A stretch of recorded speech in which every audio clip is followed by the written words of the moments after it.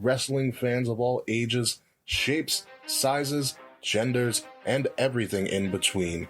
It is time to go to war and be VicTori for the Common Wrestling Podcast. Welcome to the revolution. Buzz, guys. My name is Kate Murphy. What's going on, everybody? This is Will Tarashuk, the founder of the Kings of the Rings podcast. What's going on, guys? It is I, the one and only Quiet Riot himself, Zach, your host of the Young Lions Perspective. What's up, guys? This is the Monday Night Delight. Greetings, one and all. This is your Prime Minister speaking, your favorite Canadian, Mr. Fretz. Hey, what's up, you guys? This is NateFNGreat from the Game Changer podcast. If you're looking for a network that keeps wrestling real, then you've come to the right place because you're listening to You are listening to You are listening to You are listening. Then you are listening. Get ready for a war because you're listening to What is going on, everybody? This is King Ricky Rose, your general manager, and you are listening to Wrestle Addict Radio. Now enjoy the show. Are you ready?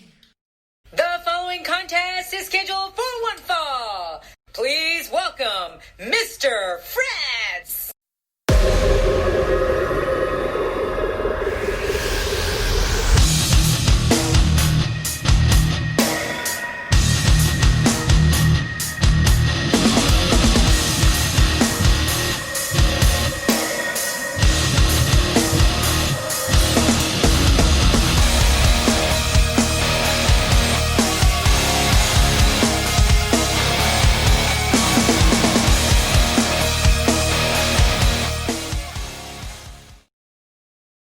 Ladies and gentlemen, celebrating 5 years as a podcaster, introducing Nate the Great!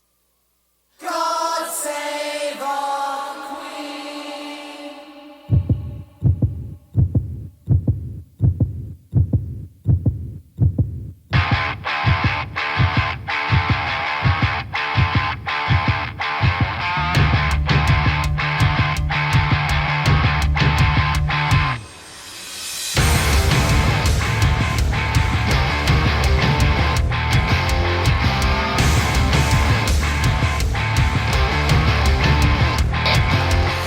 Ladies and gentlemen, I'm afraid I've got some good news. It's time for another edition of the Game Changer podcast.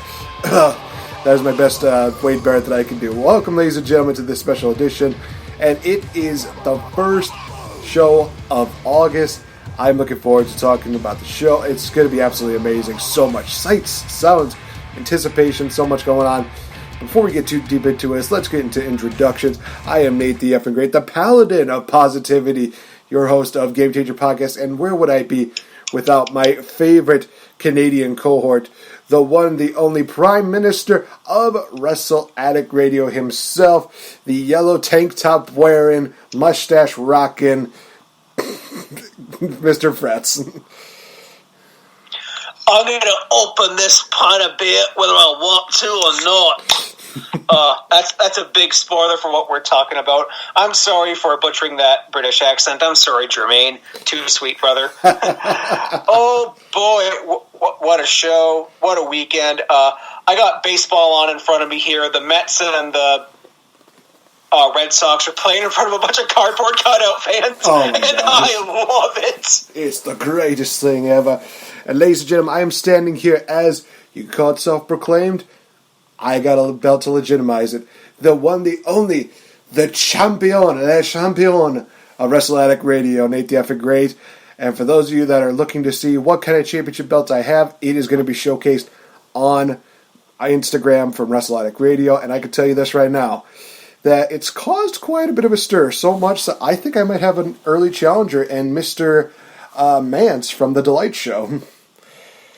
I was totally going to get you to raise that belt back up for a snap. Get snapshot. There it is. There we go.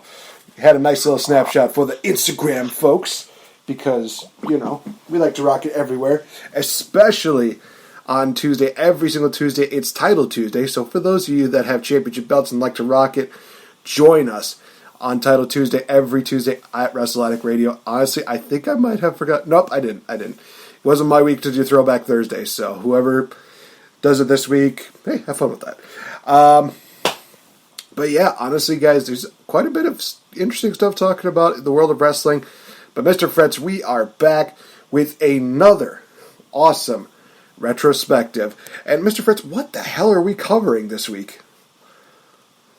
Well, that would be SummerSlam 1992, Wembley Stadium, London, England, the first WWE pay-per-view to take place abroad. Well, not abroad, because WrestleMania 6 in Canada, that doesn't count. Across the pond, if you will. There we go. And it is a historic night, as we will see here. And as you will see throughout the event, the Brits over there, they love their wrestling. They're hungry, they're loud, they're passionate. There was allegedly, 80,000 people packing out Wembley Stadium.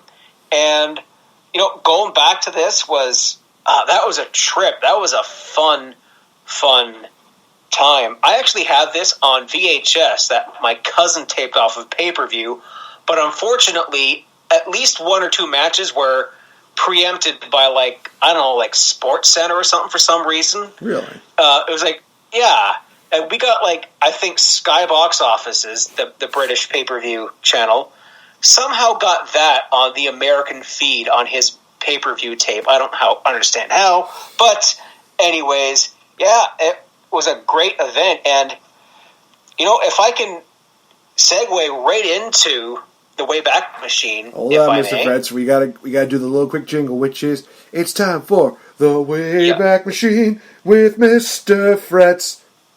Boom shakaloo. That's all. There we go. I should have thought of that. Oh, and a classic. The dreaded Swaggingle! Ding! There we go. There we go. Now it's complete. Shout out to the Ruthless Pod. Hells yeah. Mr. Fretz, what was going on during this time? Oh boy. So, in video games, I have a couple of historic ones for you. I played this for you earlier. You didn't really get it, but older peeps, Mats, let me just... Wait. Oh, that is totally not the one I wanted to play. Well, there we go. This is the first appearance of Kirby in Kirby's Dream Land for the Game Boy, the original Game Boy, the big brick. Wolfenstein 3D made its debut on PC. And...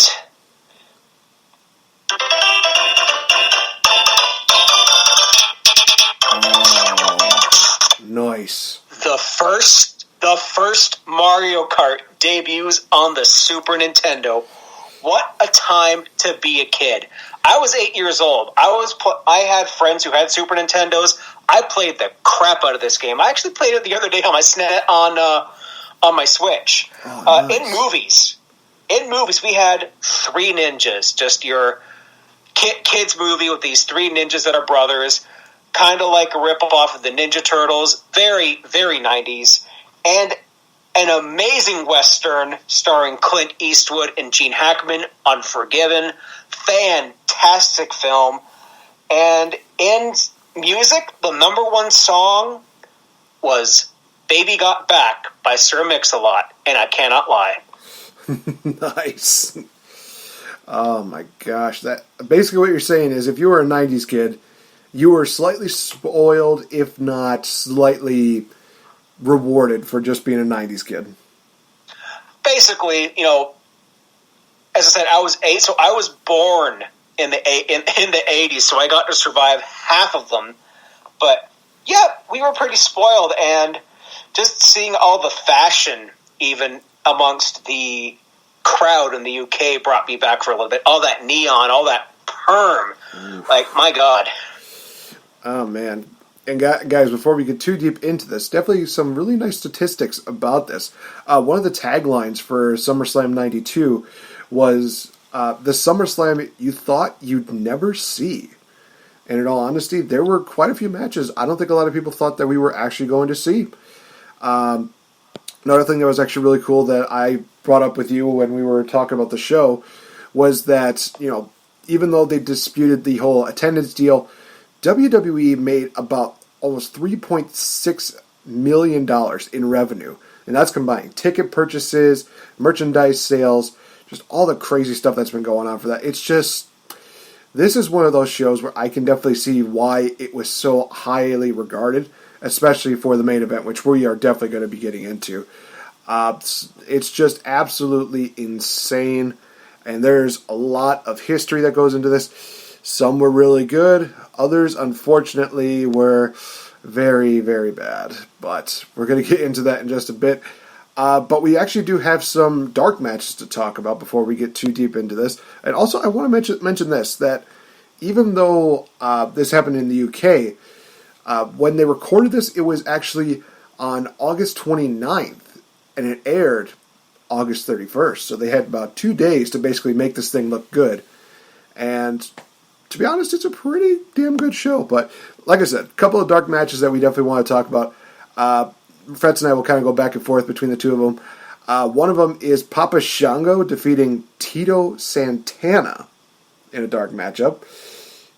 Interesting. El Matador Tito Santana. Oh, it's El Matador. Oh, great.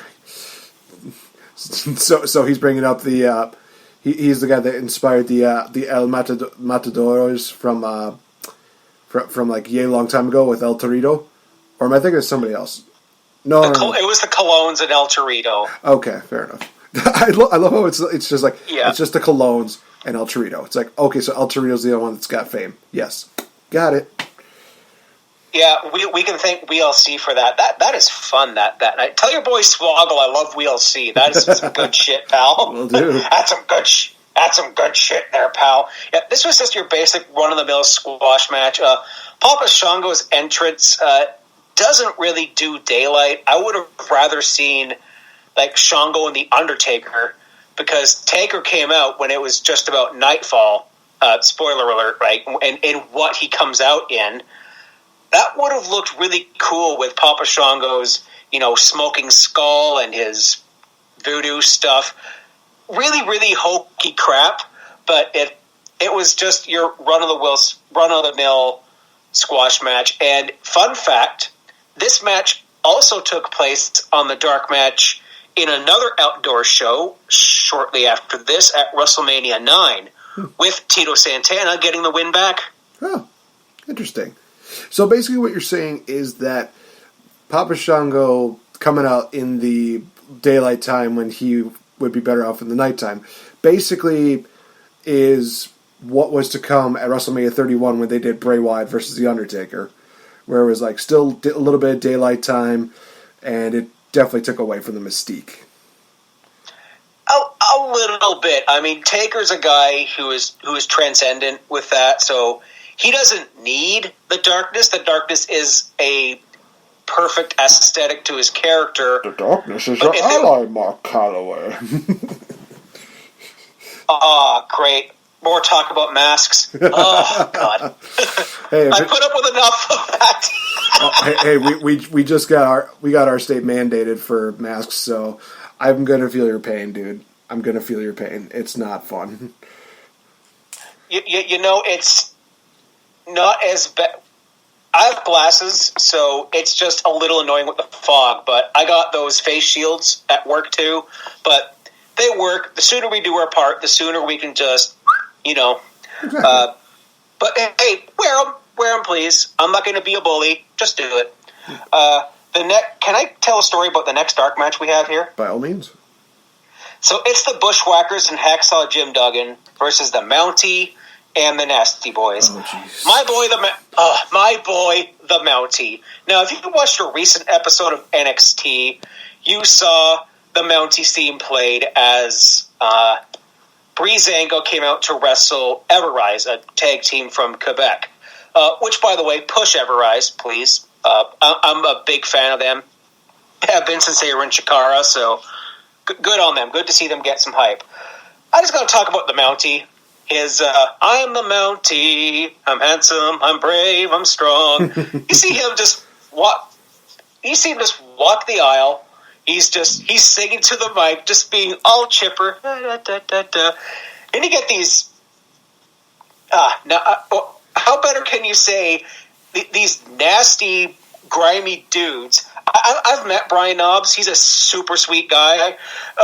He's huge, for one thing. My God. Bigger than I thought he would be. It's just the parallel we had here, and it was 3-point stance. Duggan wins. My heart is broken. My Canadian heart is broken. I think the Mountie ate the pin. I hope he didn't. Because these matches are available on like Superstars or something. They broadcasted later, but I just love the Mountie when he walks to the ring. He sings in there. He's all chipper. And we've talked about this before because we probably reviewed the Quebecers. I'm sure we have. Well, at least we've talked about them. Yeah, well, the Mountie being one half of them and the other half being PCO. Yikes. They had the Mountie's entrance theme, but instead of I am the Mountie, it's to draw a distinction between them because portraying the Mountie in Canada is a no-no. We're not the Mounties. We're handsome. That's perfect. And you can tell that they were just drinking beer and having a good time recording that. I freaking love the Mountie. That's all that matters in the end. You have fun with it. And the third dark match was Tatanka defeating the Berserker, which... Huss. Oh. You know what his finisher was? Wax on, wax off? The Berserker's... No. The Berserker's finisher was he would pick you up in like a back suplex position, but then he would yeet you over the top rope and you would lose by count out. That's how he beat all the enhancement talents. Wow. I mean, it's one of those things where it seems kind of... It would definitely not work nowadays, but it is one of those things where it's like, so he literally brutalized them to the point where they don't want to go back in the ring. Fair enough. He's like, they were supposed to call him like the Viking. Like John Nord was like essentially the Viking, but it's like, let's call him the Berserker.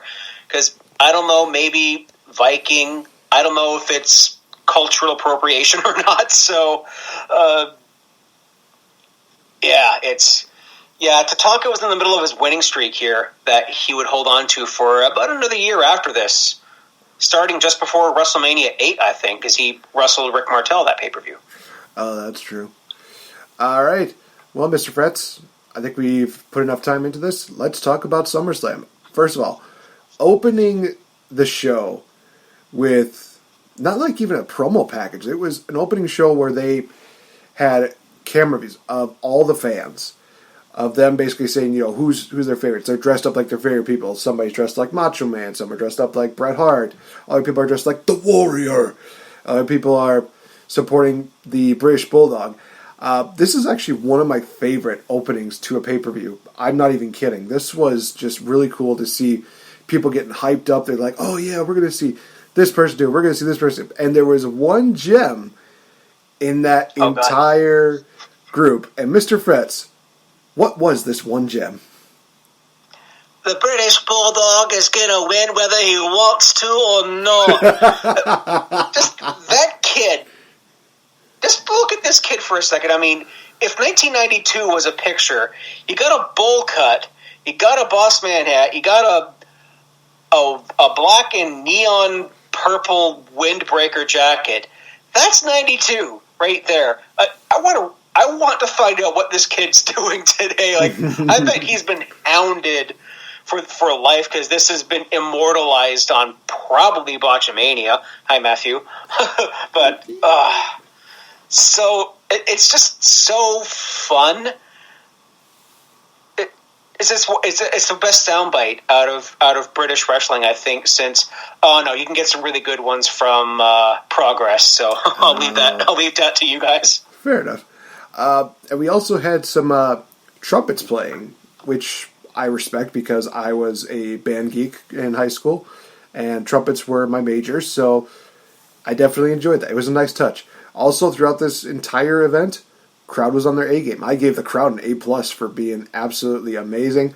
One thing that I could have done without was the stupid idiot that kept playing with his little air horn, doing that, bah, bah, bah, bah, bah, bah, bah, bah, and then the crowd would go like, "Let's go!" Dude, that was like half the the attendance. That's all. Like, if you watch British football, soccer, whatever you want to call it, or any sports in England, that's all you get. Did you watch the World Cup or the past two? That's all they were. That's all they do. Fair enough. Fair enough. Shout out to my European listeners, Jermaine, Jermaine, Martin. I know there's probably more out there, but shout out to those two especially. Martin's had a rough go this year, so I want to really, really give him some love. I hope you're listening to this, bro. Hope you're doing well.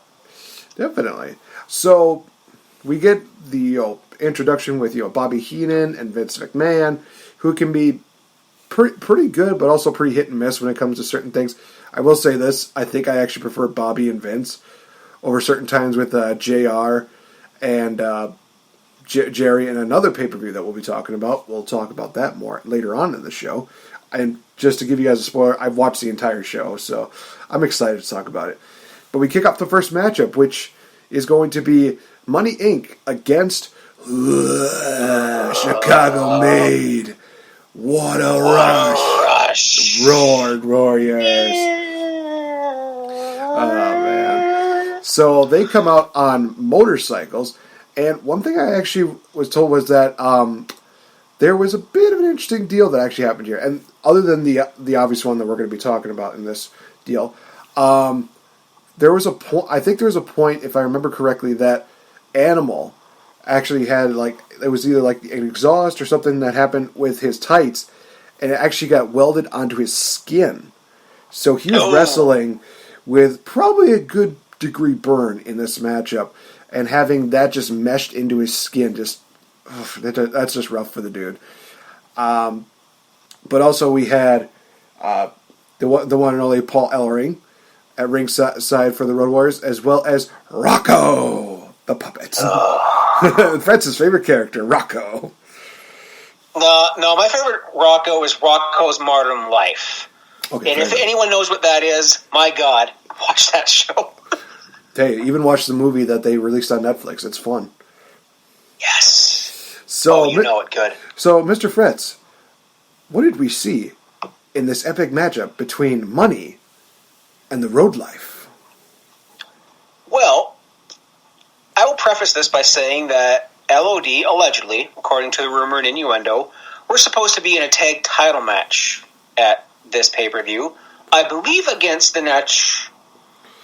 No, probably against Money Inc. Yep, because in one of the early photos of the posters they had, it shows LOD taking on Money Inc. and the Money Inc. has the tag team titles. So obviously they had to really enforce that card subject to change deal there. Yep, this was also supposed to take place, I believe, at WrestleMania 8 as well, and they got in trouble. And they got in trouble here again, unfortunately. Well, before IRS cuts a tax cheat promo on the royal family. LOL, that was really funny. Hawk's wasted.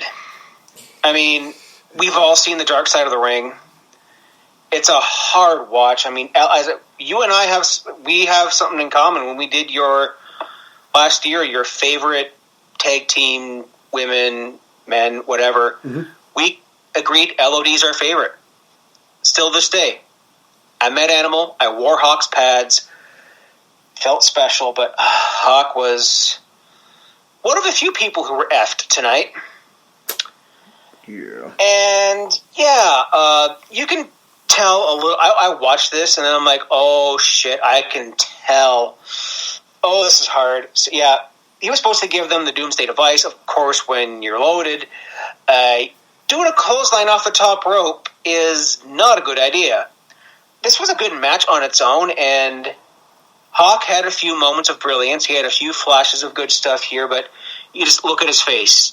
You can tell by the look on his face. But when he was throwing people around, maybe a few botches. Animal wins with his actual finisher, a scoop power slam, and Hawk, when they were raising their hands at the end, Hawk was raising his hands in the corner, and he was kind of looking downtrodden. He knew he effed up. And, he would actually be released after this, and Animal would go on touring Legion of Doom with a new member. that being someone who's going to be on this event later, Road Warrior Crush. Whew, that's going to be fun to talk about. But no, I agree with you. This was a pretty good matchup despite Hawk definitely not being in the right mindset, and this was the last hurrah for LOD until years later. Because I think that they would come back in was it 99, 2000, around that time? It was definitely later. 96 in WCW and 1997 on WWE, which I believe was the same night as the ECW invasion in early 97. That's when they made their return. Okay, no, you're right. That does make sense. So we cut backstage to a promo where the Nature Boy, Ric Flair, is talking about Mr. Perfect and basically Gene Okerlund's asking, which corner is Mr. Perfect going to be in? And he's basically asking, is he going to be in Savage's corner? And Flair is just smiling and grinning like an idiot. And then he's just asking, well, is he going to be in the Savage's corner? Flair's still smiling. And it's kind of one of those things where it's like, well, this is kind of a waste of a promo because Flair's not really telling us anything. But then again, he's being one of the best heels in the company right now, where he's just literally like, yeah, I'm not telling you anything. You're just gonna have to pay your money to see what happens. But just enjoy me just standing and grinning, just as a giant middle finger to your face. Yeah, but whose side is he on? That comes a little later on, Fretz. A couple more years in a different company. But then we cut from that to a backstage interview with Virgil. And I'm going to tell you this right now. I think this is actually my first Virgil matchup that I've ever seen. Promo he kind of cuts is pretty generic. Nothing really too special. It's just legit to quit. It's just... So we go to the next match, which is Virgil versus Nails. And for you people that are saying, well, is this like a 90s name? Is it really cool? Oh yeah, Nails with a Z. That is totally 90s because we had to be cool and radical. No, because this was stupid. This matchup, I think that I can honestly say that if there was any comparison to what Dolph Ziggler is right now, Virgil is kind of that person. Oh. I mean, let's be honest. This matchup was literally Nails just butchering Virgil. Virgil probably gets like a little bit of offense, but Nails is just like, I'm going to choke you, and then I'm going to follow you up with another chokehold. I'm going to finish you off with, guess what? A chokehold. Yeah, Nail wins with a chokehold. Nothing really special about this matchup. Nails it went over. My belief is that it's going to be for a match with Big Boss Man, if I'm not mistaken. But, yeah, really I have nothing else to say about this matchup other than Nails with a Z. Yeah, good old Nails. Kevin something. You know, one of his ring names was Kevin Kelly.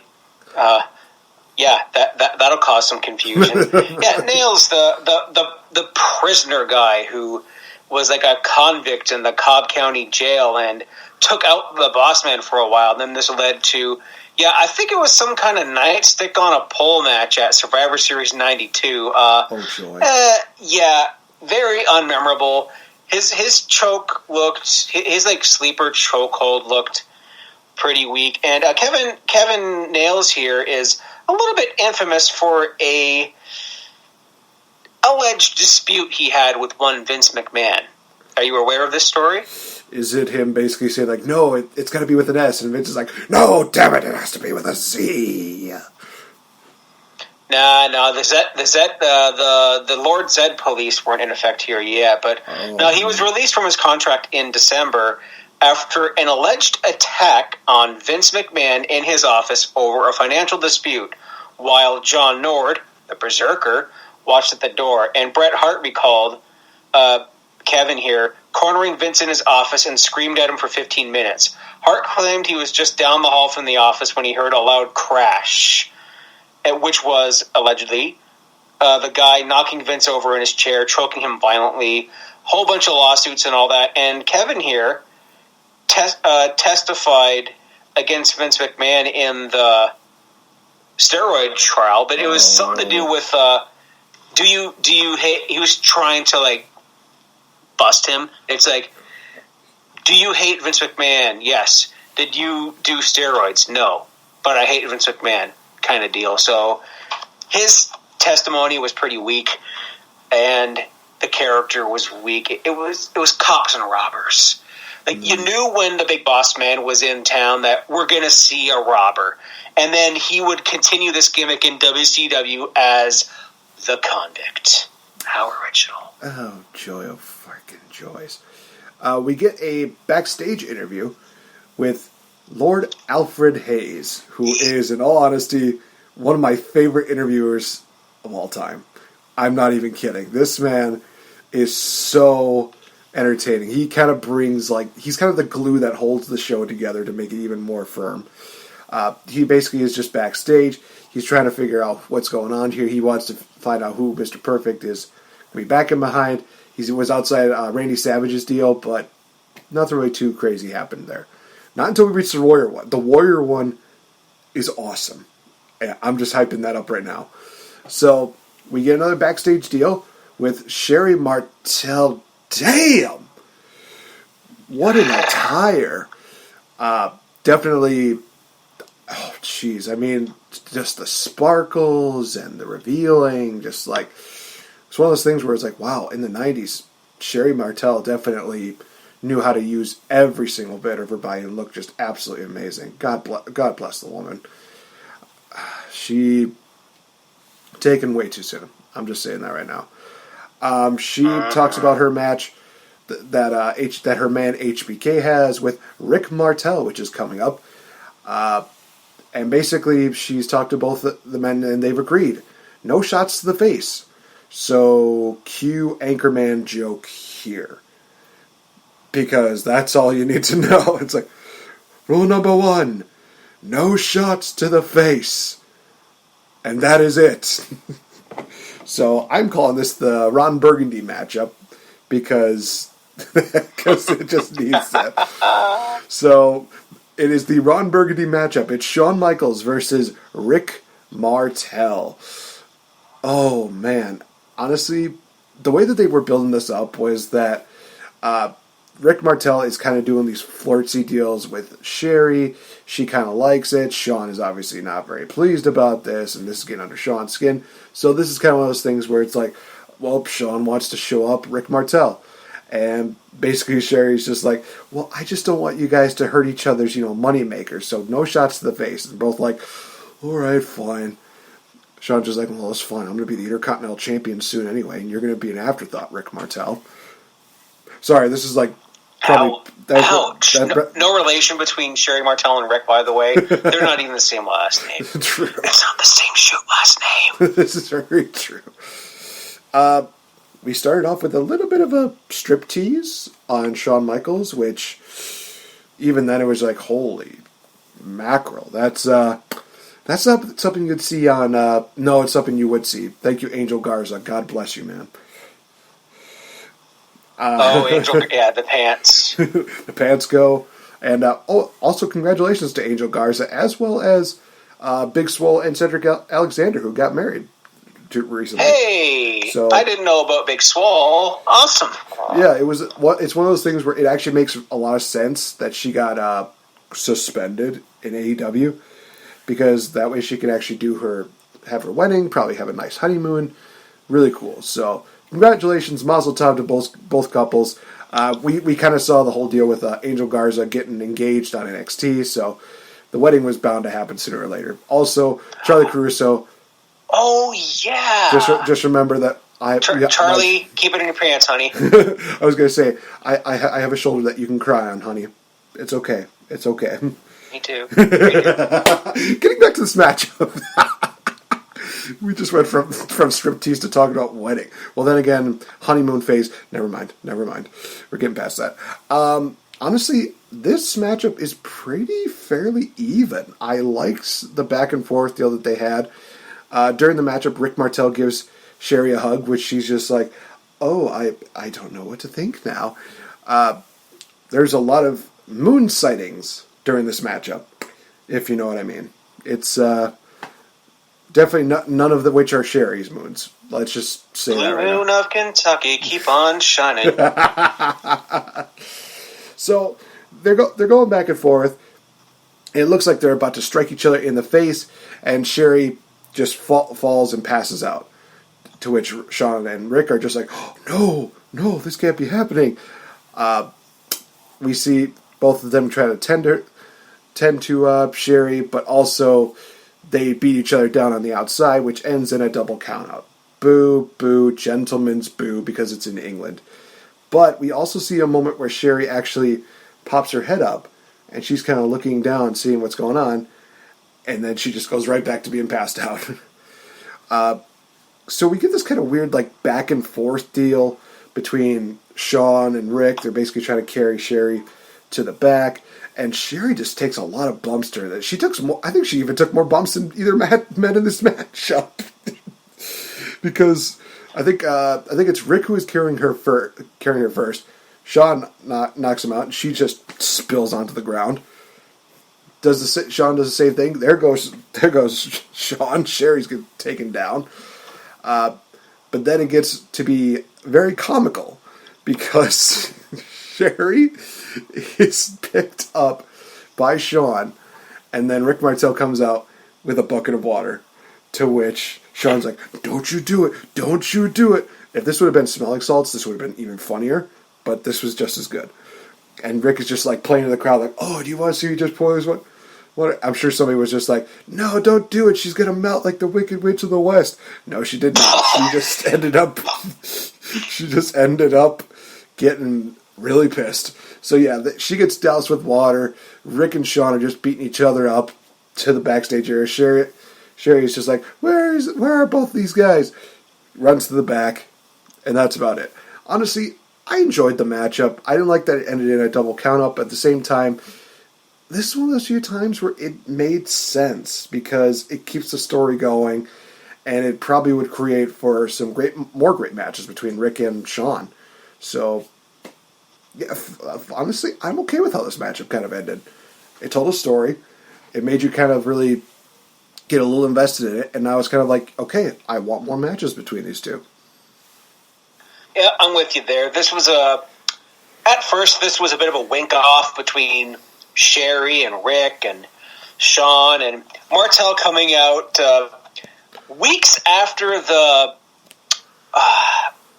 either at Wimbledon or the UK Open or the US Open. Tennis was just happening in the tennis outfit, and then they say something about Andre Agassi, and then you hear Rick in his thick Montreal accent.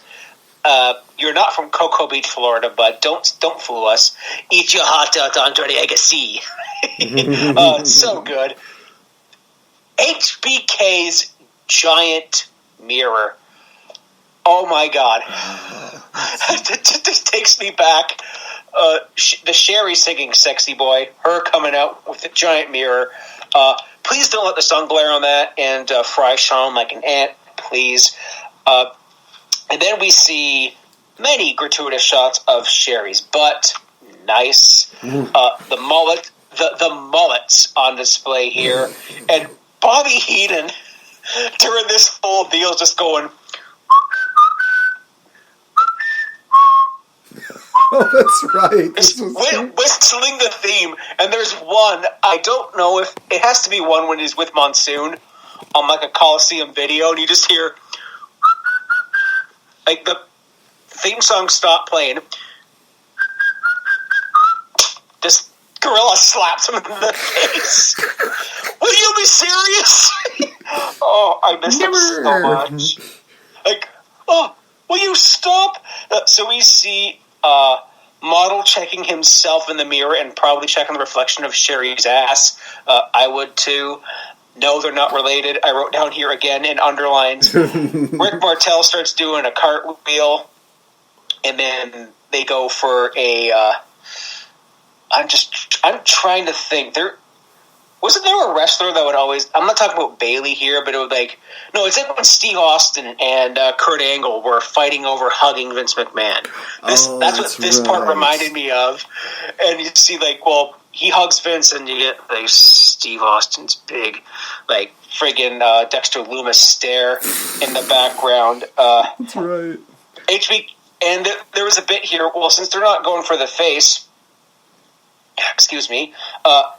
HBK did a super kick to the chest. That's right. Yeah. They brought it up. Although the back suplex was his finisher here, so this super kick was his transitional move. And then they have a slap bet. And if you're a fan of How I Met Your Mother, you are very familiar with what a slap bet is. I will not explain that to you. Watch How I Met Your Mother, for love of God.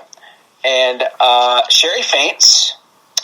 And then Martel starts doing compressions. Bro, we all saw that you were copping second base. Come on, dude. Be more subtle. It's true. Or don't cop second at all. I did not condone this. Then there's a count out, and Sherry's faking it. Sean would know a lot about that. Oh! Ooh, damn. I'm sorry, Sean. Yeah, this was fun. This was just the water was, okay, they're going to throw in some British humor, with a clown in water here. This is fine. There was a nice narrative here. There was a fun story. I would have loved to see a match like this with the Intercontinental title on the line. Michaels would win this, a couple of weeks after the show. I can tell you about the WWE title when we get there, but yeah, this was fun. And they had great chemistry, so if you had Martel in his prime in the 80s against, say, either this Michaels or 02 Michaels, that's just dream match material.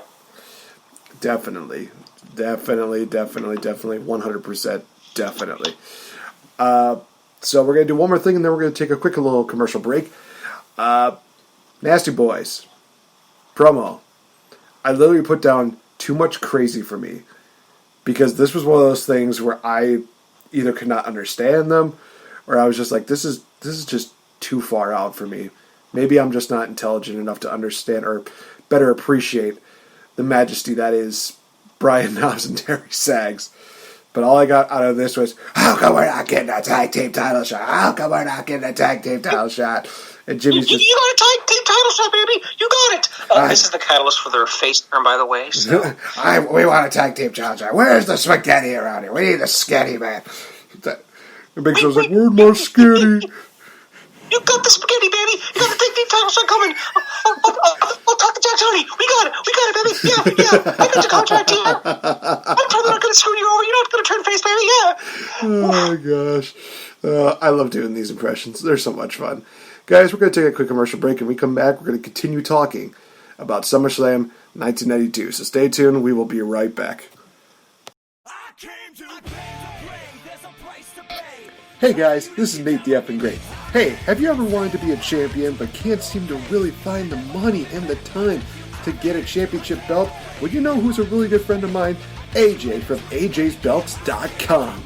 These guys have a large assortment of championship belts, from classic belts to the modern day belts to championship belts you would not even believe. And guys, like I said, they work with you very well. With an awesome layaway program, there is no way that you can beat these guys' prices as well as these guys' deals, especially when you can give them a little bit of money every now and then until you can get that championship gold. Coming from a guy who's a champion and a game changer, I'm indeed NateFNGreat. I'm representing AJsBelts.com, proud friends of the Game Changer Podcast.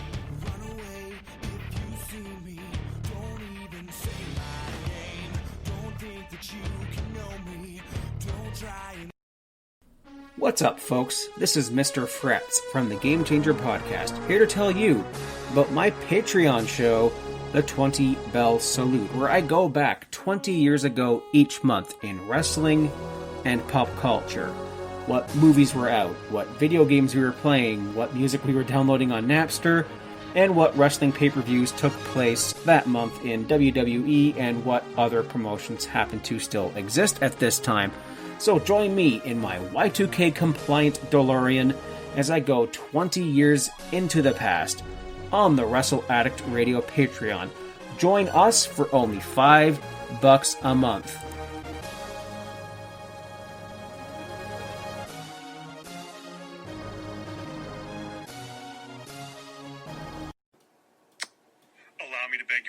For one moment. This is the former intellectual savior of the masses, Damian Sandow, now known as Aaron Stevens, and this message is for Nate the effing great. Nate, your buddy James, he asked me to wish you a very, very happy birthday, so I wish you the absolute happiest of birthdays, and I did not say how old you're turning, which is fine, because age is just a number. It's all up here. I know some people that are in their 50s that act like they're 12. So, happy birthday, Nate. I'm not sure Effin is your middle name or Great is your last name, but happy birthday again to Nate the Effin Great. I hope you have a wonderful one, and as always, you're welcome. Damn it, Fretz, you had to give me one of the best cameos I've ever seen in my entire life. You're welcome. as soon as I realized, by the time you hear this, I think it will be or almost be Nate's birthday. So, good brother, happy birthday to you. Cheers. Welcome to the 30s. It's not that bad here. It's okay. Age is just a number. I wonder who he was referencing here. Thanks, Aaron Stevens, Damian Sandow. I told him that you were a big fan of Sandow. I asked him also about the podcast, but it's okay that he didn't plug it. It's okay. Hey. It's all about you, brother. It's all about you, so cheers. Hey, to be fair, even I'm okay with the fact that Aaron Stevens, at least replied to us back. I'm like, somebody who wouldn't do a nice steal for us. Damn it. What a creepy little bastard. You little perk. We'll get into that more. I think we'll do that more when we do our do our SummerSlam 2000 cover. But actually, this is kind of perfect because from the former intellectual savior of the masses to, in all honesty, one of the greatest minds in all of WWE. Fight me, I dare you, because we have the tag team title matchup. The Natural Disaster taking on the Beverly Brothers with the Genius. And I gave him an A+ for his poem. This was great. It was just absolutely awesome. But, Mr. Fretz, what did we see in this matchup between... Oh my gosh, you lucky son of a gun. Yeah, I met him. I brought up a picture of when I met the Genius at Comic-Con. Yeah, we had a poem from the Genius, and something... I should have wrote this whole thing down. As soon as I saw that, I was like, fuck, I should have wrote this one down. Because that would have been awesome. I know the date. It's like, I'm presenting the new champions, the Brothers Beverly, and I'm a sucker for this entrance theme for some ungodly reason. I'm just going to try and break it out here now. Have you seen if you want to see a hell of a thing, look up a Beverly Brothers squash match. That Shaker Heights spike, ouch, oh my god, ouch, ouch. And we had just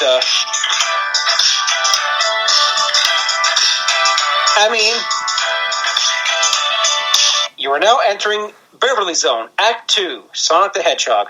The green zone. Yeah, no, this is more like Spring Yard Zone, or maybe not quite Casino Night Zone. Yeah, I'm going to start riling off Sonic shit here, because that's all I was playing in 1992. By the way, Sonic 2 came out in fall of 92, one of my favorite games of all time. Yeah, Beverly Brothers, I thought, like Wayne Bloom, no relation to A-Train, and Mike Enos. Enos.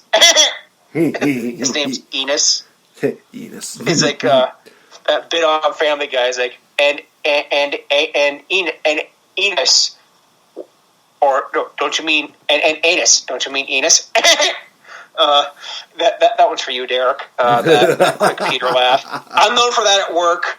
So, yeah, everyone at Valley Mart, shout out. So, the Beverly Brothers, I thought, were the two wrestlers themselves, the Minnesota Wrecking Crew, amazing in-ring performers. Like, underrated.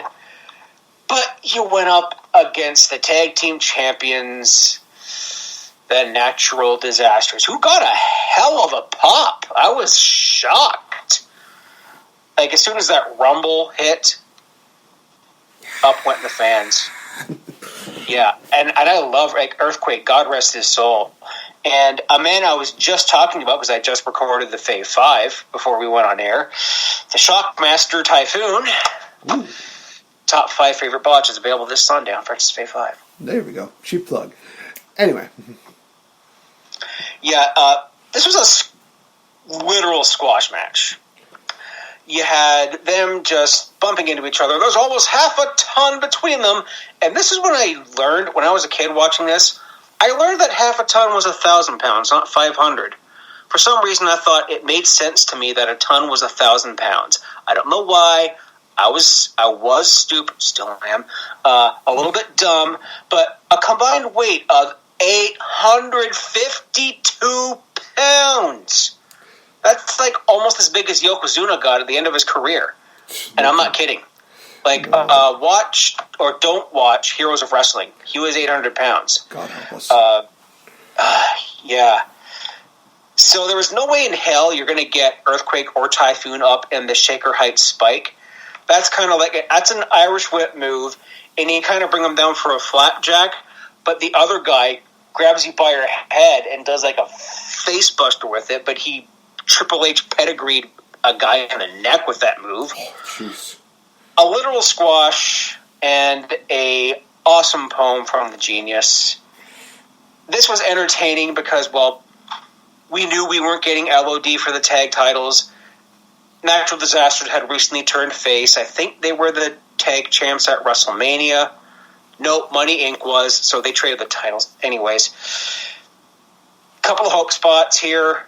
Double Sandwich, Avalanche, Power Slam, Richter Scale, and even the Geniuses friggin', what do we call those things? Diploma Parch... Scroll, thank you. I was going to say his diploma or something. They brought out the scroll. They cracked Earthquake with the scroll. Nope, that's not putting him down. You'll just be left to lose to Money Inc. on a house show. So, spoiler alert there. I love the Natural Disasters. I love Earthquake. He's fellow Canadian. So, yeah, good. Sorry. So, I will say that I do love that metal scroll. That was one of the things where I was just like, okay, this is cool. This is something sophisticated. We need more of this in wrestling. Because there's always like the classic, like there's a kendo stick or steel chair. It's the creativity behind it. It's a metal scroll.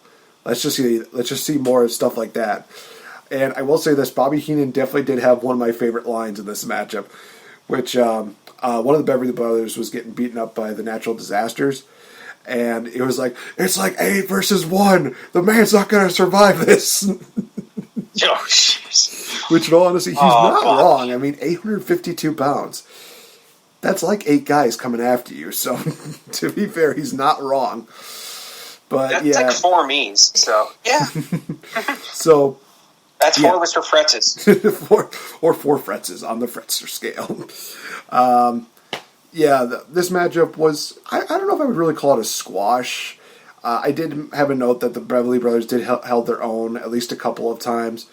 But, yeah, I think it would be like 25% of the match was Brothers and 75% was, yes, the Natural Disasters. Either way, they retained.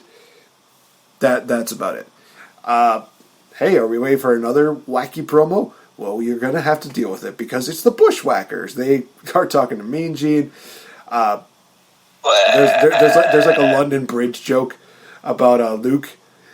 In all honesty, it's kind of funny because it's one of those things where it's like, you do realize they make joke about the Brits having bad dentistry, right? So why would you want a London Bridge from? Oh, because it's from England. Okay. I see your scheming, Mean Gene. And then Butch talks about getting invited to the Buckingham Palace which I would pay to see.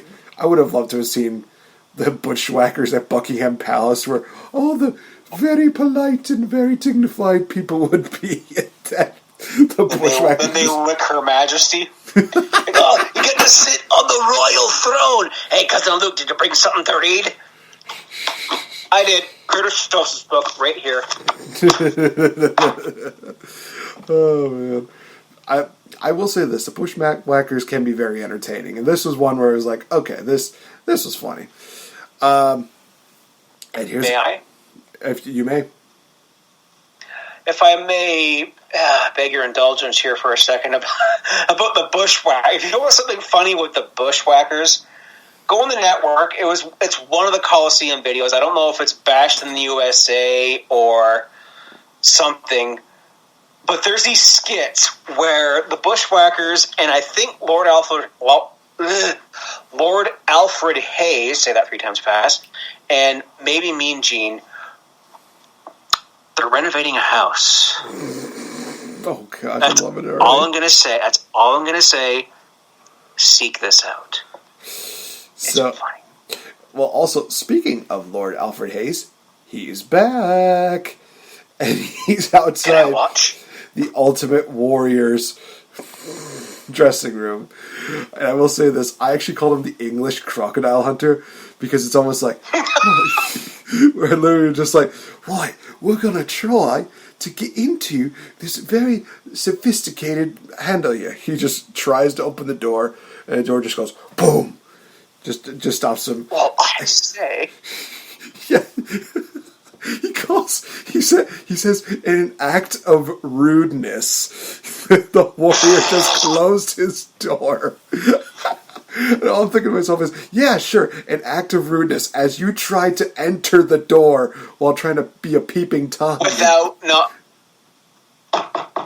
knocking. And speaking of peeping Tom, Lord Al, I take you back to Royal Rumble 1993. Oh boy. Sherry Martel, a distraught Sherry, who was in the corner of Shawn Michaels.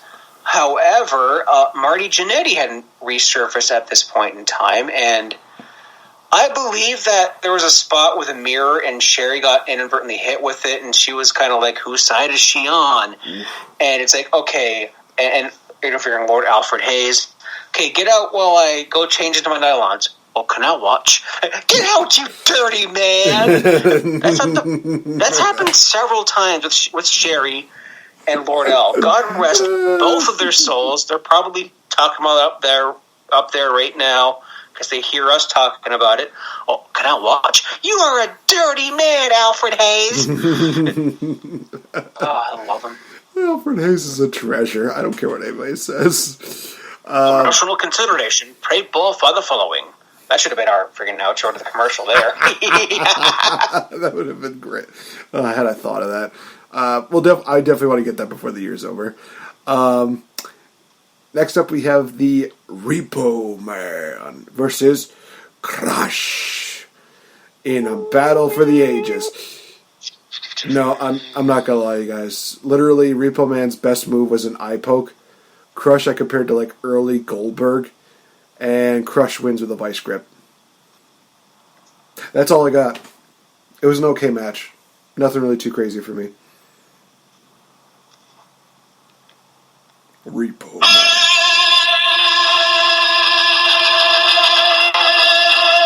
This theme is one of my favorite of all time. How can you not like that theme? Okay. Other than the awesome theme, I'll give you that. This matchup was nothing. Yeah, this was the official breakup of Demolition. Demolition Smash, Wrestling Demolition Crush. Crush was a big boy. Looking at this again, and I'm like, I forgot how big this guy was. I saw him live when he was in the DOA. Ironically, I think his last match in WWE, or one of them. Speaking of squash, literally, I'm not going to do that to my mic because that would distort our sound even more than it usually is. Hey. This is my favorite wrestling theme of all time, and I want this is someone's. If anyone's listening to this right now, you can press pause, listen to this theme, and then listen to Sid Justice, aka Psycho Sid, but the Sid Justice theme from 1991. Very similar sounding. That's all I'm going to say here. There's your homework for the night. I saw this, and I'm like, Crush for WWE Champ, Crush for Intercontinental Champ, push Crush to the moon, yes, Cranium Crunch, over, and Repo Man would probably have to go and repossess his dignity after this match, but this is where I would put in the WrestleMania 5 jazz music. Mega Powers! Explode! Pfft, demolition! I read that joke from the ground. Yeah. Crush is a guilty pleasure for me. Like, so is Psycho Sid. Literally, Sid is probably number 6 on if I had to do a Fave 5 again. But, yeah. I love it. Guilty pleasure. Crush is the best. Like, God rest him. There's so many dead people on this show. I'm depressed. Oh, gosh. And we're about to deal with 2 more. Because, we have Mean Gene Okerlund backstage. He's basically recapping the rivalry between Macho Man and the Warrior. And, ladies and gentlemen, let me give you the proper rivalry recap of this matchup. Because how they had the recap was stupid. Because it was controversial. They had a controversial end to a tag team match. Literally, it's one of those things where you could have built up the fact that Macho Man and Warrior had a career-threatening match. Warrior ended Macho Man's career. You build it off of that. And Macho Man, he has something to prove. I'm the champion over here. You ended my career. You ain't ended my title shot. No. And the Warrior saying, I've broken your once back before. And Macho Man, SummerSlam. I'll do it again. Okay, whoa. Warrior ended Macho Man's career. He's the champion at this pay-per-view a year and a half after. Nice continuity, Vince. But, oh my God, this match. And the last match. Holy shit. I will say this, that this is the second best match that they've had. I still think that their match at WrestleMania was the better one, just because of the emotion that everything had for that. But this was still a really good matchup. And again, they were building up the whole, what side is is Mr. Perfect going to be on? Is he going to be on Warrior's side, or is he going to be on Savage's side? What a shock. Neither. I'm only on one side, and that is my own. Who was that? I don't know who it was, but it was awesome. Let's just say it's Undertaker or Ultimate Warrior. Sure. Who cares? I will say this, like I said, great matchup. Not a fan of the whole body gear for Ultimate Warrior. It looks really, really weird. It's kind of one of those things where I see him having like the abs on his full gear. It kind of looks like one of those things where it looks like a freaking CGI deal before the CGI was even a thing. It was weird. Or an eye. Hey, we've already passed that match. Shut up. We're not going back there. Unless it's Aleister Black knocking an eye out of Seth Rollins. Then we'll talk about it. I can write that matchup. I can fantasy book that. Vince, you can't do that because you're senile and you're insane. Just ask everybody. Anyway, like I said, this matchup is amazing. Great back and forth between the two of them. You get some classic Warrior offense. You have some classic Macho Man offense. Flair and Perfect decide to wreck everything. And all it was for was Flair wanted Savage for the championship. Flair lost the title to Savage at WrestleMania. He wants revenge. It makes sense.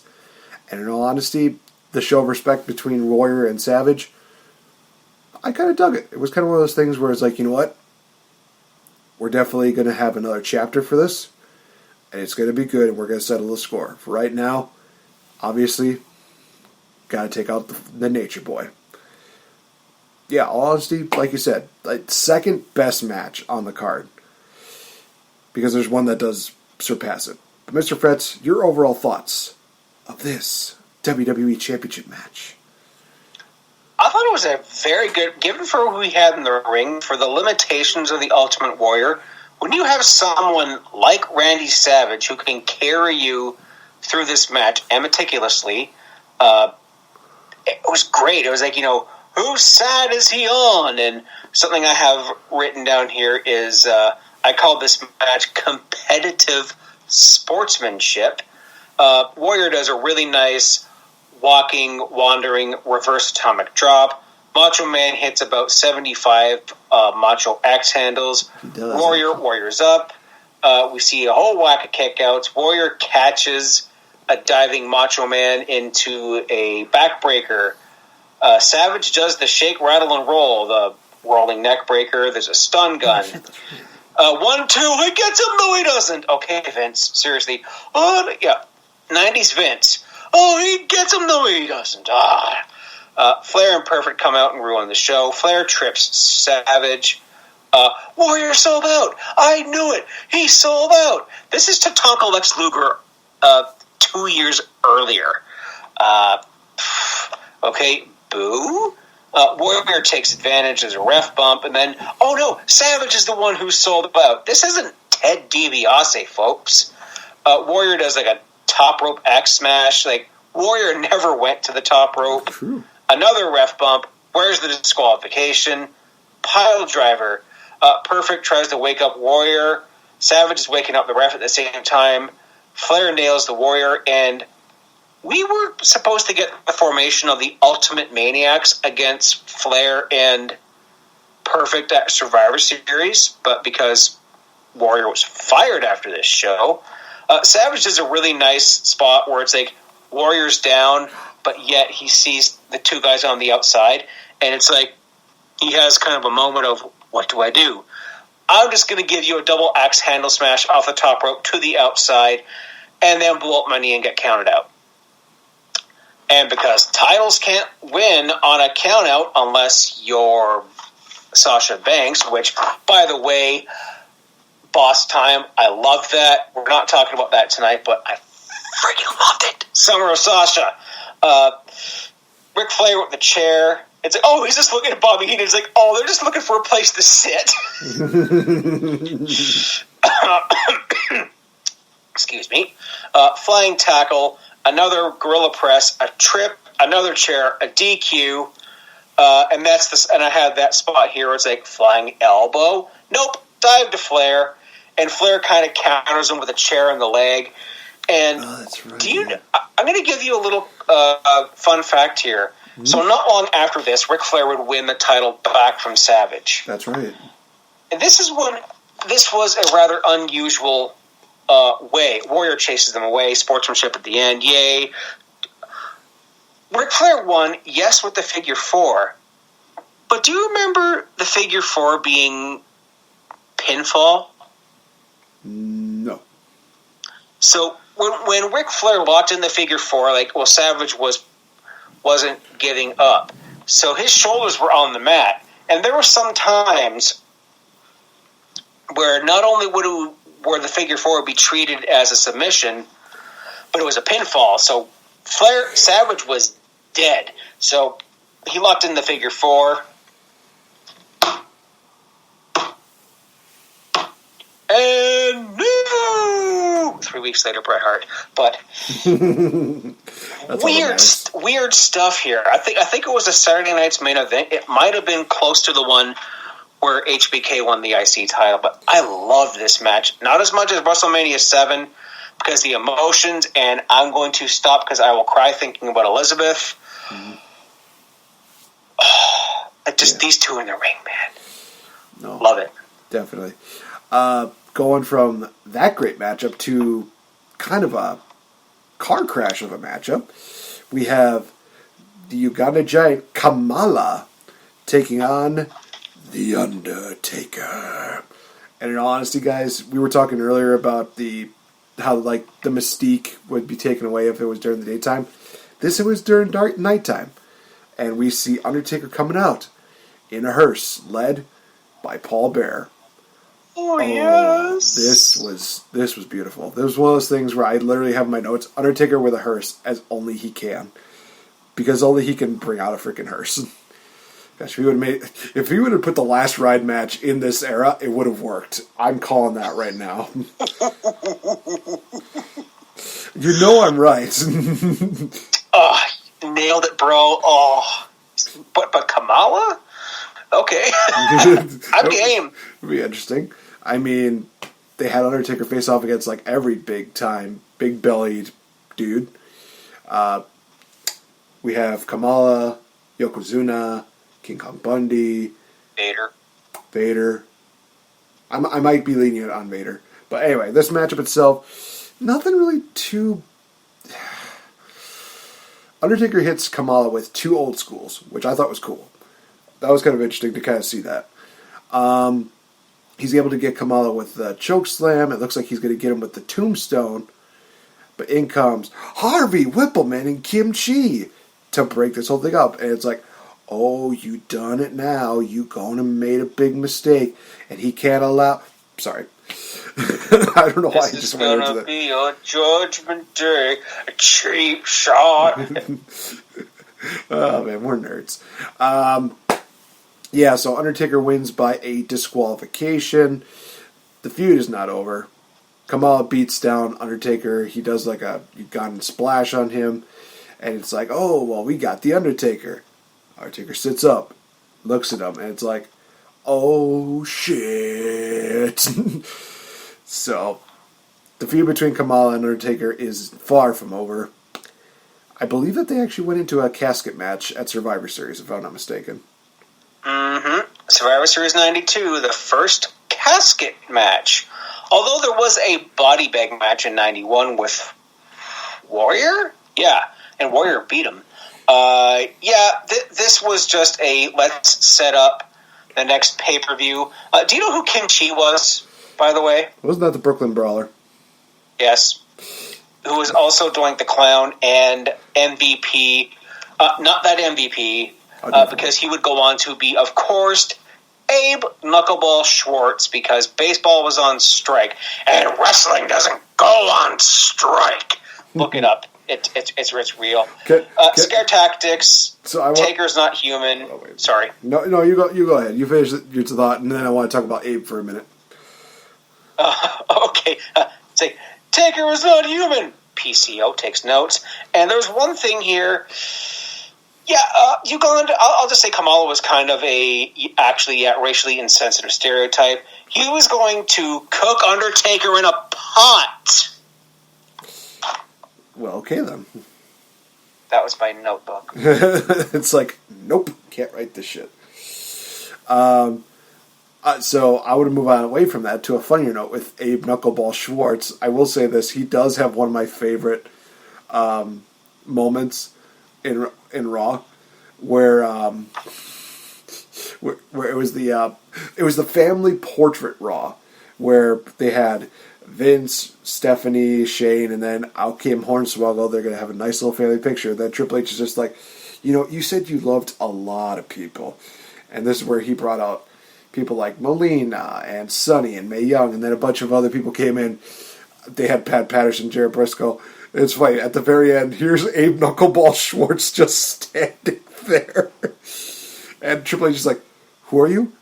Abe Knuckleball Schwartz. I guess Brooklyn Brawler had the night off.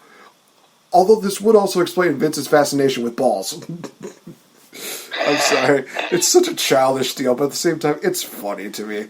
Just because that nice little low blow reference to the Brooklyn Brawler, and then just being like, "Oh yeah, we're humiliating Vince." That's right.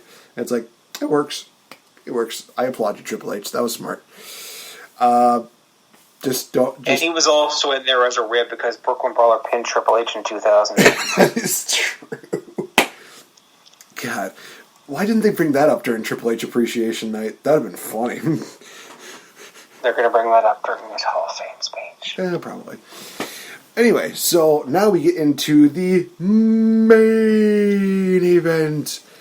The Intercontinental Championship. What? Not the WWE Championship? No, ladies and gentlemen, because for once, WWE was thinking, we have a guy that's bred here that is really big in the UK crowd. let's put him in the main event. Well, I mean, who could you possibly do? Could we put him against Macho Man? No, we can't do that. How about against how about the Warrior? Maybe he's going to get... No. Have him maybe...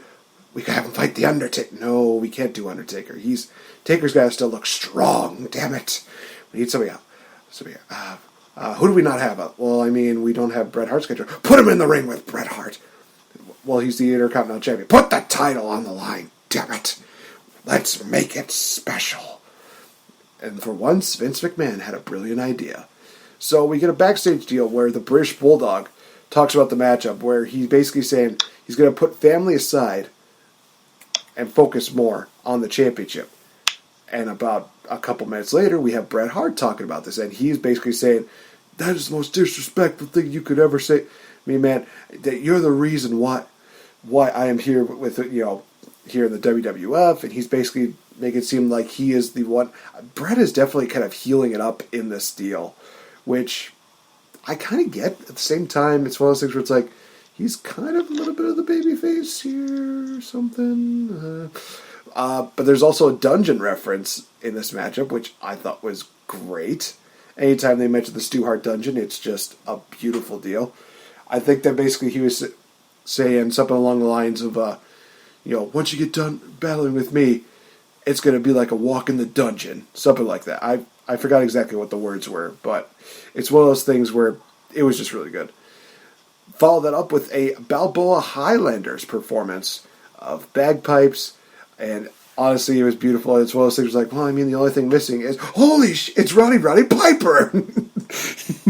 He comes out, and obviously, I'm not going to lie, guys, it obviously sounds like it's auto-tuned, because I see Piper basically try to play the bagpipes, and the music is just not exactly in sync with him.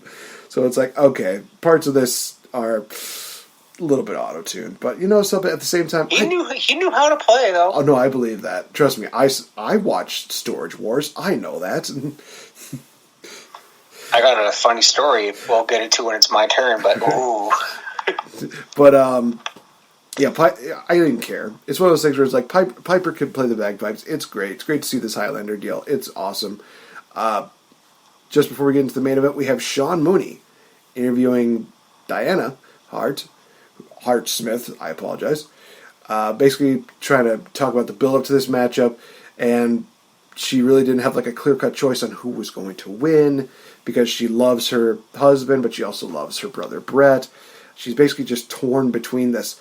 Honestly, she was really showcasing what the family tension kind of felt like, and what really killed me throughout this entire interview is F you, Sean Mooney, for cutting her off so many times. And you could tell that Diana was not happy about, getting cut off a couple of times, because just her facial reaction of just being like, you're not even going to let me finish my sentence? It's like, Sean Mooney, you suck, man.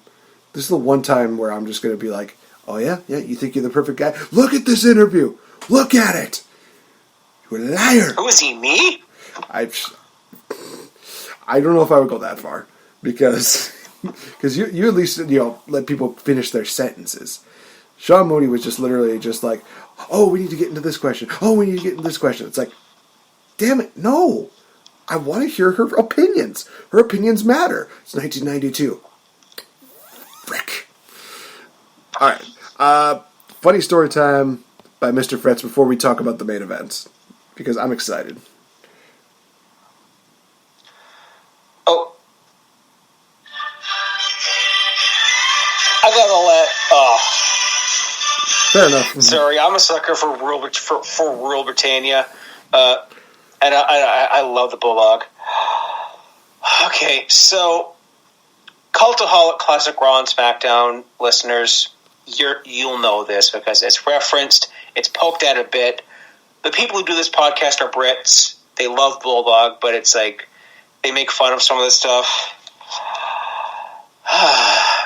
Yeah, Hawk wasn't the only one who was effed during this show, because Bulldog, not long before this, I don't know if it was the day of or not, but he'd been gone and allegedly smoking crack with Neidhart.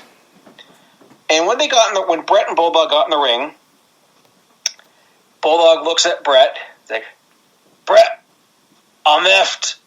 I don't remember nothing. Of course, he didn't say effed, but Bret luckily is like, okay, Davey, I'll carry you through this. It's okay.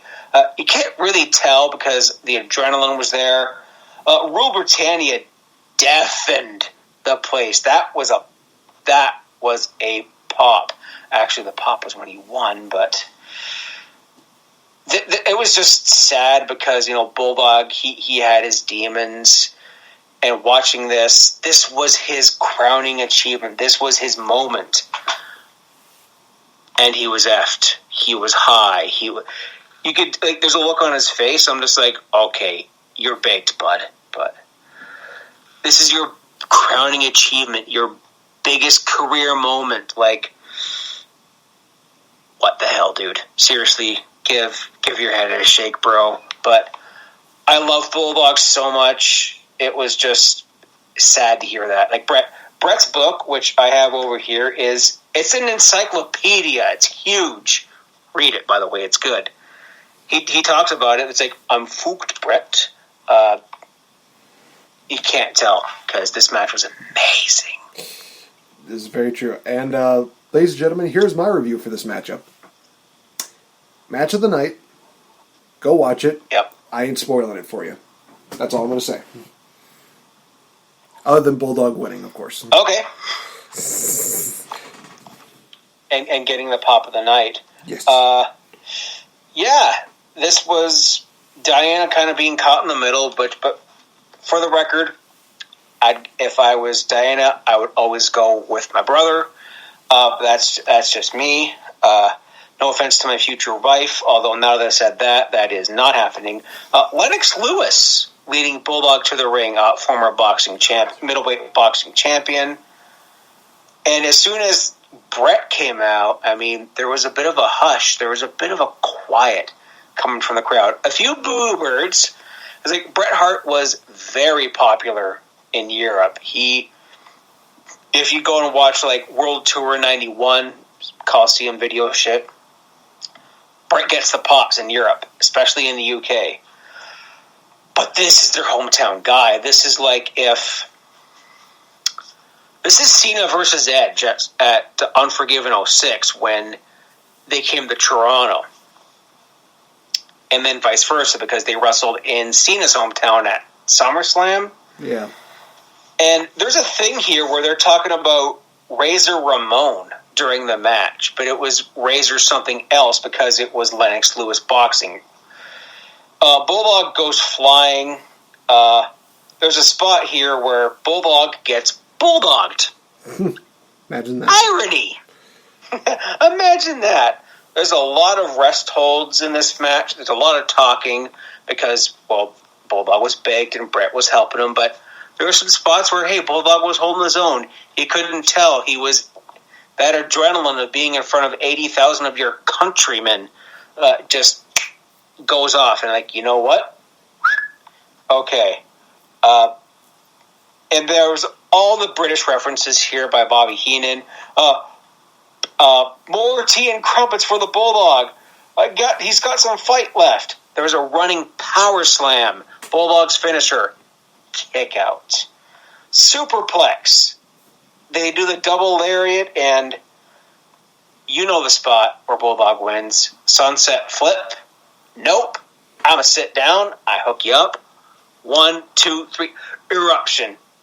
If there was a roof in Wembley Stadium, it would have literally blown off. And there's a bit of reluctance for Bret here to congratulate Bulldog. But, Diana's there. There's a big heartfelt moment, and this is how you end SummerSlam, with the British Bulldog leads England's own, your hometown boy, Intercontinental Champion. Like, I have a lot of friends over across the pond. We have some common friends across the pond. Yeah. Hey, Jermaine, love you. This is for them. This is just something that they've been chomping at the bit for. Tom Campbell. That's what that expression is. I love you. They were so hungry for some wrestling for a moment, and they got it. Perfect. This was one of those shows that delivered. In all honesty, minusing a lot of the things that obviously went backstage with obviously drug abuse as well as maybe even some alcohol abuse. We don't know that for sure. But all honesty, other than like a couple of matches, I thoroughly enjoyed this card. From top to bottom, it was entertaining. It was fun. It was one of those things where it was like, wow, this really is... It does have that feel of, biggest, party of the summer. It had that feeling of being like, oh man, we got these big matches coming up here. I mean, even if they had like some matches where it was just like, oh, well, these are kind of throwaway matches. Still one of those things where it's like, okay, they kind of do serve a bit of a purpose. I think like if I were to pick like the two matches I would probably keep off, I probably would take off Nails and Virgil because that was just, what the hell. I probably would have even taken off Taker and Yokozuna. That's a year from now. Taker versus Kamala because that just was like it was there. Definitely one that kind of shocked me was Crush and Repo Man. Definitely was not expecting Crush to be as dominant as he was, but he just killed it. I also enjoyed Shawn and Rick Martel. But yeah, you talk about best match of the night. WWE title match and the Intercontinental title matches were just absolutely phenomenal, as they should be. They're the two main titles in the business. They should be put on that pedestal and treated so well. And guess what? They were treated well. Warrior and Savage put on a really good matchup, and it wasn't their fault that Flair and Perfect decided to come out and beat Dix, but they furthered the story. And then you had the ultimate main event of SummerSlam.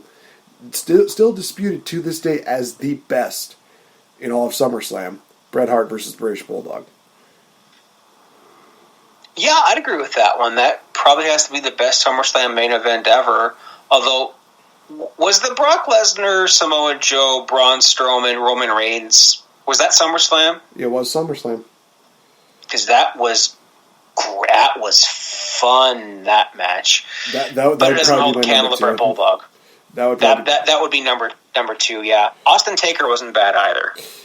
I would also say I think Brock and Cena might be third, just because Brock just showing his dominance in that matchup. And it's something we've never really seen. Cena literally basically getting treated like a jobber. He get like 2 moves in, and then Brock's just like, really? Nope. Plop, plop, plop, plop, plop. And that signature sit-up deal where he just looks at Cena and just starts laughing. It's like, oh, you cocky MFer. Wasn't that Taker? He did that a year later with Taker. Remember, because he sat up, then Taker sat up, and they both laughed at each other. There's that meme of Taker laughing at Brock. Yeah, that was great. Oh my god, just that moment in and of itself is amazing. Oh my gosh, just more of that. So, I want to talk about one more subject before we call it an episode. So, obviously, WWE has a knack to do a lot of international shows. And obviously, one of the ones that has been very, very poignant has been the Saudi Arabia shows, because they got money for it. Obviously, for there, it's one of those things that we don't really like to talk about. But it's one of the things that also begs the question, if they're willing to make deals with that over in Saudi Arabia, how come they're not doing the same thing with big countries like the UK or like Europe? Now some people might say, well, they have NXT UK there. That doesn't matter. Bring some main roster talent over to UK. They have the homegrown roots. We were actually just talking about this. Could you imagine having SummerSlam in the UK or even somewhere in Europe, Spain for all we care, and you have Drew McIntyre versus Randy Orton as the main event of SummerSlam? Drew would get a huge pop because those were his roots. Europe is his roots, and he is proud to show everybody that, this is where I came from, this is where I fought, and this is where I fight again. And then you have Randy Orton, who's being the biggest dick that he can ever be, but that's Randy Orton, so I can appreciate that. Just having those two big-time stars battling at SummerSlam, that'd be great. We even pitched some ideas of just amazing ideas that they could do. It's like you build somebody up, have Aleister Black versus Walter from NXT UK. Oh, that would be absolutely amazing. Because a lot of people don't know this, but Aleister Black, before he became Aleister Black, was Tommy End, who was a part of the UK deal. And also, just those two having a hard-hitting matchup, hot mama, that would be great. Even building up a couple of things, maybe bringing Mustache Mountain, doing a little bit of these deals where you're just incorporating some of that UK talent with some main event talent. That would just be built as amazing. But then it would be like Survivor Series. No, it would be different. It'd be special. It's only happening during UK shows. Because you have this new talent that you have going on over there, and you have them compete against these big-time stars. It can happen. And you want to see them peak, especially with revenue, with, merchandise and freaking ticket sales. That's how you do it, is that you build that up. And here's the thing. It takes a lot of planning to do that. You have to have good long-term planning to do that. So definitely, I would say as soon as WrestleMania is over, start planning for SummerSlam. Be like, okay, we need this matchup happening, we need this matchup happening. But especially if it's something in the UK, it's be like, we need these UK fans. They love wrestling. Let's give them wrestling. Let's give them something to remember us by. That's how you make a really great UK show. And that's one that you could arguably make better than SummerSlam 1992. But unless you're willing to put the effort in it, it's going to tank. Yeah, they're saying they want to do SummerSlam like on a beach or on a boat. Have it on like the British countryside if you're worried about like social distancing.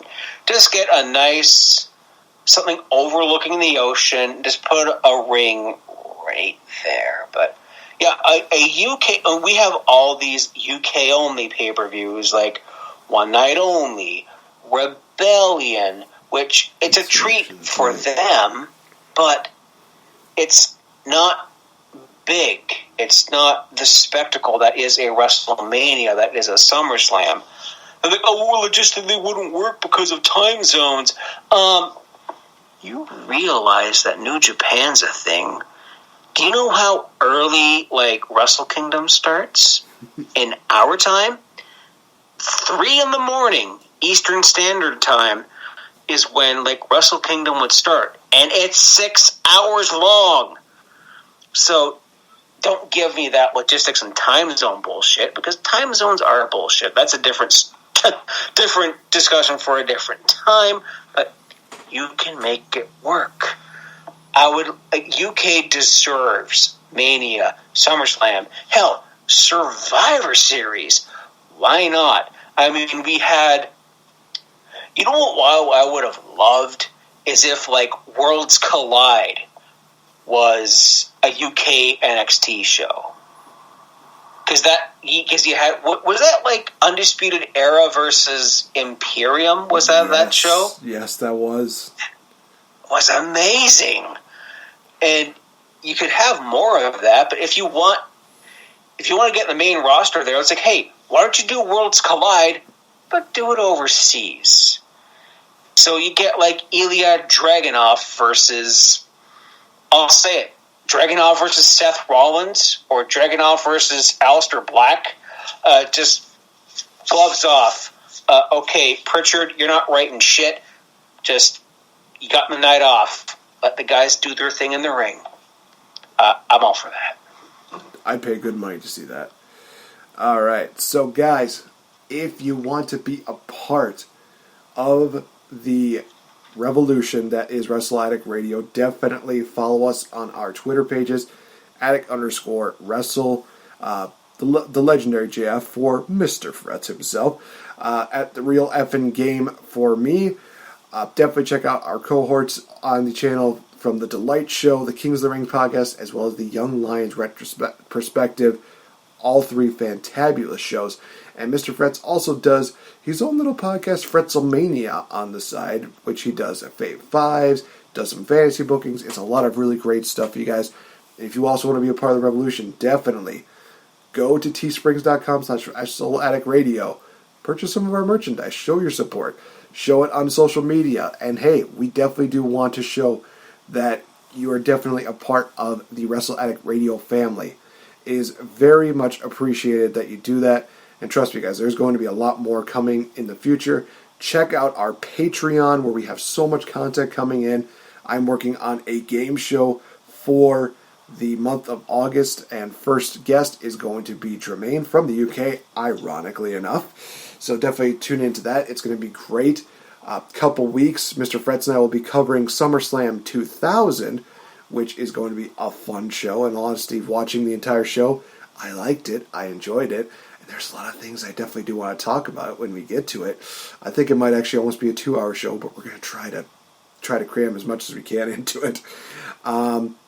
We also have, at the end of the month, Mr. Slack will be on the show, as we will be discussing a fantasy booking on a heel turn that is just too big for one episode. No, it's going to be one episode. I just could not get the right pun involved in there. So, before we get into leaving you guys, I do have one other person that left a cameo, and let's just say that she definitely knows her way around books. Take it away, Leva. Hi, Nathan. It's Leva Bates, and they say it's your birthday. Da-da-da-da-da-da. Was my birthday too, yeah. Da-da. No, it's not. It's actually not my birthday. My birthday was a few months ago. But I hope your birthday is the best. I hope you get to do something fun. I know right now the world's kind of crazy, and normal things that I guess we normally do for our birthday are not as easy to do, but you can still get a cake. You can get a cake. I actually got myself, I'm telling you all my secrets right now for some reason, I got myself an ice cream cake from Walmart. They actually have them. I didn't know that. I was shopping one day, and I was buying a birthday cake for work, and I saw that they had ice cream birthday cakes. Because the only places I've ever seen those have been Dairy Queen, and I don't really know if there's one around me or would be open, especially when my birthday fell a bit more deeper into the pandemic.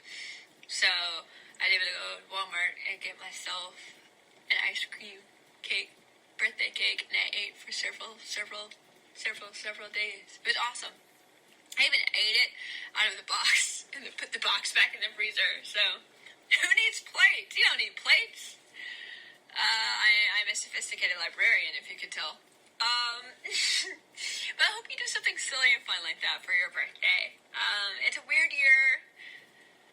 We're all trying to stay strong and just do something outrageously silly and fun.